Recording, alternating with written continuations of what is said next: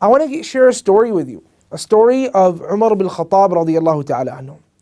And this story of Umar al-Khattab, it's a very, very brilliant story, very, very relevant story to what we're living through today. And that is the story in which a man came to Umar al-Khattab. He said, I have a daughter.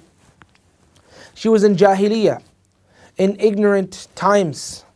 And during these ignorant times, she ended up having a child outside of marriage. And then she tried to kill herself because she was regretful and remorseful about what happened. And then what happened? I ended up saving her life. She took a knife, tried to slit herself to death. I ended up saving her life by the leave of Allah subhanahu wa ta'ala. And now she's of age for marriage and men are coming to me. And they are saying, we would like to get married to her. Should I tell them those things that she'd done in the past? Umar ibn al-Khattab became enraged.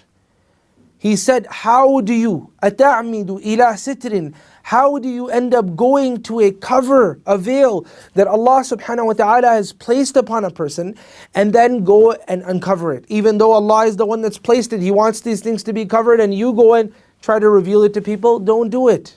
He goes so far and he says, Umar ibn Khattab, out of his anger, and we all know Umar ibn Khattab, every time his sword is right there. So he says that if you end up doing it, then I'll make you nakalan li ahli al-amsar. I'll make you an example for all of the people that are in all countries across the world. As in, do not uncover and unveil the sins of the people in the past. And this is from justice. When you end up, losing that direction of justice, then you end up saying things about people of their past. Someone's left their past. Allah subhanahu wa ta'ala is the one that will either reward him or He's the one that will take him to account for his past.